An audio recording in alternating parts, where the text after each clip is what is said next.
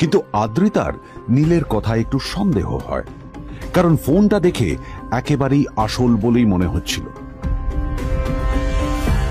পরের দিনই আদ্রিতা ওই কোম্পানির শোরুমে গেল। এই ফোনটা একটু দেখুন না প্লিজ।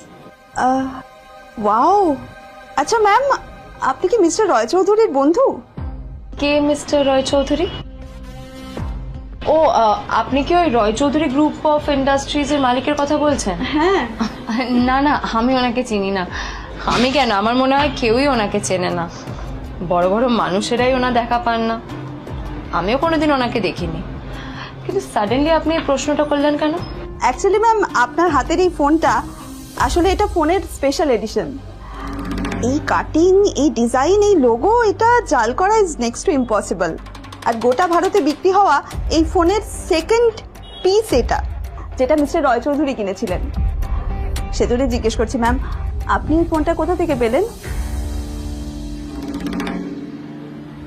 তবে কি নীলই মিস্টার রয় চৌধুরী, নাকি নীল এই ফোনটা চুরি করেছে?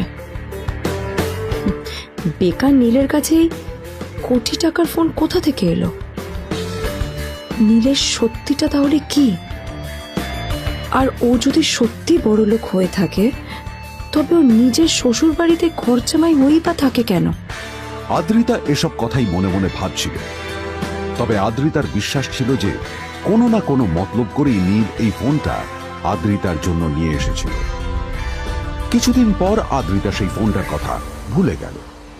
নীল সকাল সকাল ঘুরতে বেরিয়েছে বাইরে।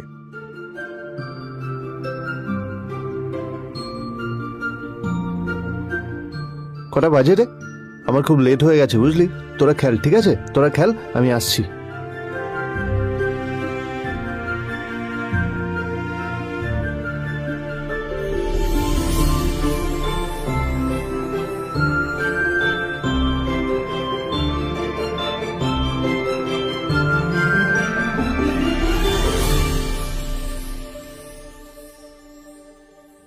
নীল, জল পড়ছে না কেন দেখো না। নীল, নীল, নীল কোথায় গেল? নীল,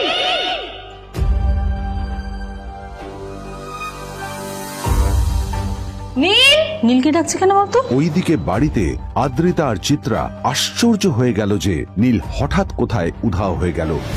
মা তোমাকে কিছু বলে গেছে নীল? হ্যাঁ, কোথায় গেছে ও? না, আমি ওর কোনো খোঁজ খবর রাখি না। আমার একটা কথা মনে হচ্ছে, ওকে না এবার একটু শীতে করতে হবে। একটা কাজে যদি আসতো ছেলেটা, যখনই কোনো কাজের কথা বলি ভ্যানিশ হয়ে যায়। আমি ওকে বলেছিলাম R&D গোল্ডেন ডায়মন্ড থেকে আমার সেটটা নিয়ে আসতে, আনেনি। আনেনি। আজকেও ভালো করে অফিসে নিয়ে যাব, ভ্যানিশ হয়ে গেল। কোথায় গেল কে জানে। আমার ভাগ্যেই জুটেছে এরকম একটা ছেলে। দিদি, তুমি কেন বিয়েটা দিয়েছিলে আমাকে? এটা আবার কি বলছিস? আমার কি দোষ? দেখ, ওই অসভ্য ছেলেটার সাথে বিয়ে দিতে চাইনি। যা করেছে তোর বাবা করেছে, এটা আমার কোনো দোষ। তখনই হঠাৎ নীল সেখানে এসে উপস্থিত হলো, কিন্তু ও দুজনকে উপেক্ষা করে ভিতরে চলে যাওয়াই শ্রেয় মনে করল। এই যে লাট সাহেব ফিরলেন রাজকার্য করে। এদিকে এসো, তোমার ফাঁকিবাজির আলোচনাই এখানে চলছে। মা প্লিজ থাক, মা থাক, ভাল লাগছে না। এমনিতেই অফিসের জন্য আমার লেট হয়ে যাচ্ছে, আর বিজন আমার ওয়েটও করছে।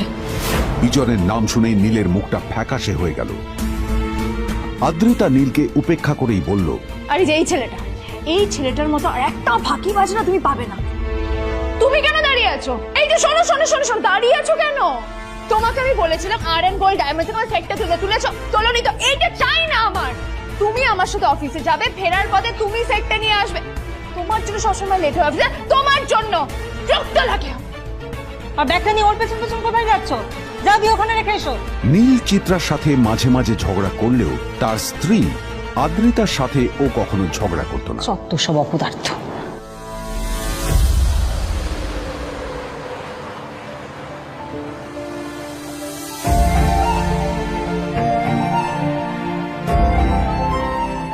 কিছুক্ষণের মধ্যেই তারা আদ্রিতার অফিসে পৌঁছে গেল। আদ্রিতা গাড়ি থেকে নামতে নামতে দেখলো যে তার কাছে অনেকগুলো ফাইল আছে। নীলের দিকে তাকিয়ে ওকেই ফাইলগুলো নিয়ে ভেতরে আসতে বলল। চলো, হা করে দাঁড়িয়ে আছো কেন? ফাইলগুলো নিয়ে ভেতরে এসো।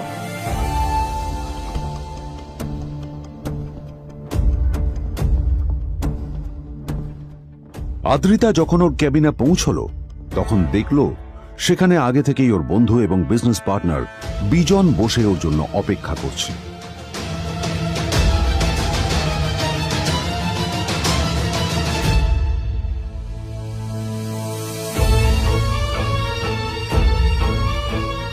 কোথায় ছিলে বলো?